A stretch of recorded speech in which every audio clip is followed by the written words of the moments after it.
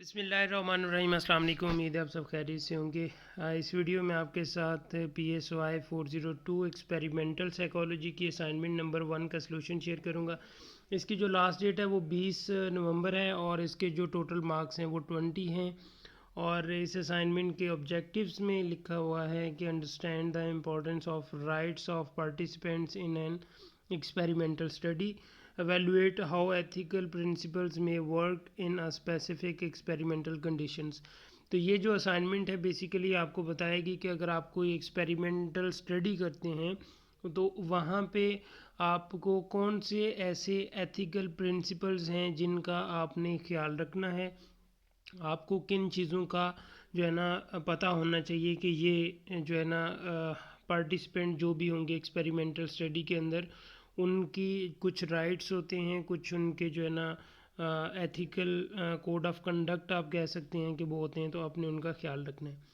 Question कुछ यूँ दिया गया है कि a group of researchers is conducting a study to explore the influence of social media on self esteem and body image perceptions among young adults. तो ये एक रिसर्चर्स का ग्रुप है जो कि एक रिसर्च कर रहे हैं सोशल मीडिया के ऊपर के self esteem and body image perception के ऊपर जो यंग अडल्ट्स के ऊपर है।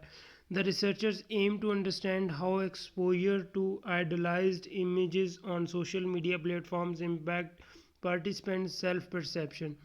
तो यहाँ पे रिसर्चर्स ये इनका मकसद ये है कि मालूम करना कि जो यहाँ पे इमेजेस होती हैं सोशल मीडिया प्लेटफॉर्म्स के ऊपर उनका सेल्फ परसेप्शन के ऊपर कितना असर होता है। The study involves 2 groups of participants and experimental group and a control group. ठीक है, तो यहाँ पे एक एक्सपेरिमेंटल ग्रुप है और एक कंट्रोल ग्रुप है। The experimental group is expose to curated social media content and features idealized body images and lifestyles. The control group does not have exposure to this content and continues using social media as they normally would. Please consider the following. तो यहाँ पे 2 group बनाए गए हैं। एक group तो वो जो सोशल मीडिया के जो कंटेंट है वो क्रिएट कर रहा है, उनके लाइफस्टाइल और इस चीज़ों को एक्सप्लोर कर रहा है, और दूसरा ग्रुप जो है ना वो कंट्रोल ग्रुप है, उनको इन चीज़ों का नहीं पता, बट उनके सामने जो है ना वो उस तरह की इमेजेस आती जाएंगी। तो उसके बाद आपने ये देखना है keep in the view the potential harms to participants, analyze the ethical considerations in this study focusing on।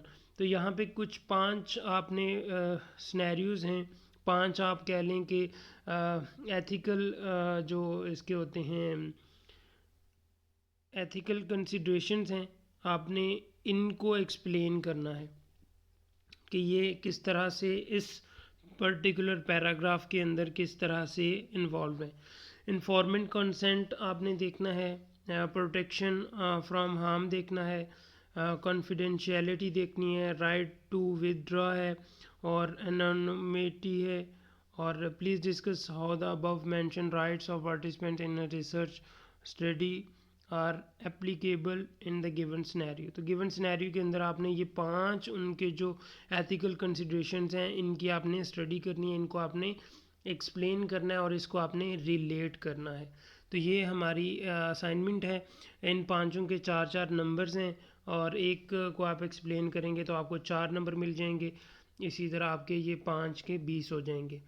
तो अगर आप चैनल पे न्यू हैं तो चैनल को सब्सक्राइब कर लें। वी शॉर्ट नोट्स के प्लेटफॉर्म से इस तरह के सॉल्यूशंस आपको मिलते रहते हैं। वीडियो को लाइक ज़रूर कीजिएगा, और इसके साथ साथ अगर आपको paid LMS handling assignment quizzes GTBs के सॉल्यूशन चाहिए या फिर internship report writing final projects जिसमें PSY 619 है, PSY 499A है B, और इसी तरह 312 612, इन सब में अगर आपको हेल्प चाहिए या फिर आप कोई इंटर्नशिप करना चाहता है अभी अपने एक्सपीरियंस के लिए, तो इंटर्नशिप भी अवेलेबल है ऑनलाइन में भी और फिज़िकल में भी। तो आप इस नंबर पे कांटेक्ट कर सकते हैं अपने एक्सपीरियंस के लिए। अगर आप इंटर्नशिप करना चाहते हैं तब भी जो है ना आपको हम रेफ़र कर देंगे, या फिर अगर आप ऑनलाइन करना चाहते हैं तो वो भी फैसिलिटी अवेलेबल है।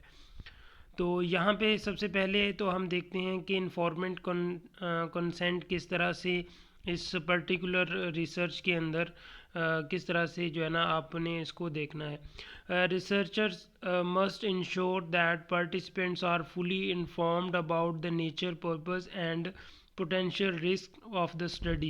In this case, participants need to know that they will be exposed to curated social media content that features idealized body images and lifestyle. तो यहाँ पे जो रिसर्चर्स हैं उनको चाहिए कि वो इंश्योर करें कि जितने भी पार्टिसिपेंट्स हैं उनको इन्फॉर्म किया जाए कि ये एक रिसर्च है, इसमें क्या क्या चीज़ें आएंगी, इसका पर्पस क्या है, इसके रिस्क क्या क्या हैं, ये सारा कुछ उनको बताना चाहिए, इन्फॉर्म करना चाहिए। इन्फॉर्म्ड कंसेंट का मतलब ही यही है कि जो पार्टिसिपेंट हैं, या फिर आप इसको देख सकते हैं कि अगर आपका कोई क्लाइंट आता है आपके पास साइकोलॉजिकली प्रोफेशनल फील्ड में देखें, तो आपने उनके जो भी टेस्ट अप्लाई करते हैं, जो आप उनसे बातें पूछ रहे होते हैं, वो इन्फॉर्मेंट कंसेंट, उसका पर्पस और उसकी तमाम कंसिडरेशंस आपने उनको बतानी होती हैं। क्लाइंट को उनके rights, code of conduct, ethical code of conduct का पता होना चाहिए कि उनके क्या क्या राइट्स हैं।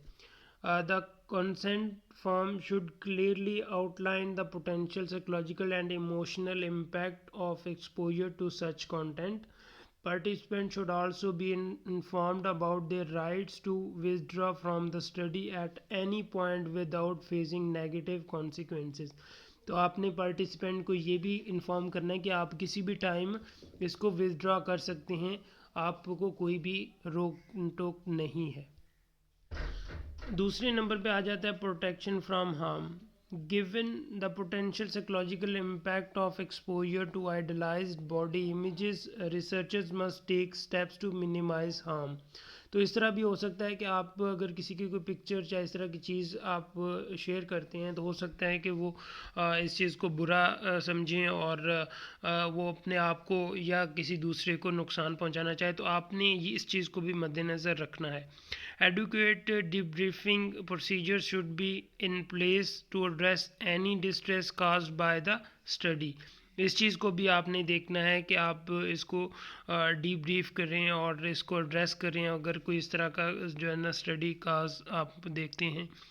The study design should include monitoring mechanism to identify signs of distress, and researchers should be prepared to intervene if harm is observed. तो इस चीज़ के लिए भी उनको पहले से तैयार होना चाहिए कि क्या क्या इसके कॉन्सिक्वेंसेस हो सकते हैं। इसके बाद कॉन्फिडेंशियलिटी आ जाता है।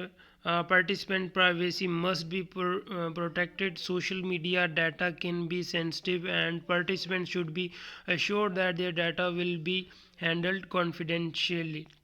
तो ये बहुत अहम होता है। आपके अगर प्रोफेशनल लाइफ में भी क्लाइंट्स आपके पास आएंगे तो वो आपने उनकी कॉन्फिडेंशियलिटी का बहुत ख्याल रखना होता है। सेकेंड पॉइंट में इसी तरह है, researchers should use anonymise data whenever possible to reduce the risk of identifications. और इसके बाद clear protocols should be established for data storage, access और sharing and ensuring that only authorised personal have access to the collected information. तो ये एक बहुत important point होता है। आपके अगर क्लाइंट की रेपो बिल्ड करनी है तो उसमें कॉन्फिडेंशियलिटी का होना बहुत ज़रूरी होता है। अगर आप अपने क्लाइंट को कॉन्फिडेंशियलिटी के ऊपर एग्री कर लेते हैं तो वो आपको हर तरह की जो भी हिडन इंफॉर्मेशन होती है केस स्टडी के अंदर वो आपको बताएंगे। तो ये आपने इस चीज़ का थोड़ा सा जो ना आप ख्याल रखना है। फोर्थ नंबर पे आ जाता है आपका right to withdraw. Participant have the right to withdraw from the study at any time without facing consequences. Researchers must communicate this right clearly during the informed consent process and provide easy mechanism for participants to withdraw if they choose to do so. तो ये एक जो है ना participant के लिए है कि उनको स्टार्ट में आपने बता देना होता है कि आप उनको कभी भी अगर ये है कि आप कहते हैं कि मुझे ये स्टडी से मज़ीद रिसर्च के ऊपर पार्टिसिपेट नहीं करना, तो आप विदाउट एनी कॉन्सिक्वेंसेस उनको आप कहेंगे कि ठीक है, कोई इशू नहीं है, आप इसको छोड़ सकते हैं। Anonymity. Researchers should take steps to ensure the anonymity of participants, especially when dealing with sensitive topics like body images and self-esteem. इसके अंदर गुमनामी एक किस्म की रखनी होती है कि जो पार्टिसिपेंट हैं उनको उनका कहीं पे भी नाम नहीं आना चाहिए, उनकी इमेजेस, उनकी सेल्फ एस्टीम के ऊपर किसी किस्म का ना कोई इस तरह का ना हो कि जिसकी वजह से वो उनको गिल्ट फील हो या फिर उनको हार्म की तरफ जाएं. Any data shared publicly or in research findings should be aggregated or anonymized to prevent the identification of individuals participants. तो ये इस चीज़ का भी आपने ख्याल रखना है इसके अंदर. The use of pseudonyms or codes instead of real names should be considered to further protect anonymity. जिसमें हम जिस तरह से क्लाइंट है तो उसका फुल नेम नहीं लिखते होते, उसका शॉर्ट फॉर्म लिखते हैं. जैसे कि वीजू शॉर्ट नोट्स है तो V.S.N हम कर सकते हैं, मगर उसका किसी को पता नहीं चलता. तो ये मतलब कि आप जब प्रोफेशनल लाइफ में जाएंगे तो वहाँ पे भी इस चीज़ का आपने ख्याल रखना होता है कि क्लाइंट का फुल नेम नहीं लिखना होता, उसका शॉर्ट फॉर्म लिखना होता है आपने. तो होपफुली वीडियो आपके लिए हेल्पफुल होगी. वीडियो को लाइक कीजिएगा, चैनल को सब्सक्राइब नहीं किया तो जल्दी से चैनल को सब्सक्राइब कर लें. और अगर आपको पेड सर्विसेज चाहिए तो आप इस नंबर पे कांटेक्ट कर सकते हैं. फर्दर आपने ये जो इसकी इंस्ट्रक्शंस हैं इनको आपने ज़रूर पढ़ लेना है, ठीक है. यहाँ पे कुछ इन्होंने लिखा हुआ है 250 वर्ड से ज़्यादा नहीं होना चाहिए एक्सप्लेनेशन का, और 24 आवर्स तो डेफिनेटली होते ही हैं. बाकी जो इंस्ट्रक्शंस हैं आप इनको भी फॉलो कर लीजिएगा. होपफुली वीडियो हेल्पफुल होगी. वीडियो को लाइक कीजिए, शेयर कीजिएगा. और चैनल को सब्सक्राइब नहीं किया तो जल्दी से चैनल को सब्सक्राइब कर लें, बेल आइकन को प्रेस कर लें. मिलते हैं नेक्स्ट वीडियो में. इजाज़त दीजिए. अल्लाह हाफ़िज़.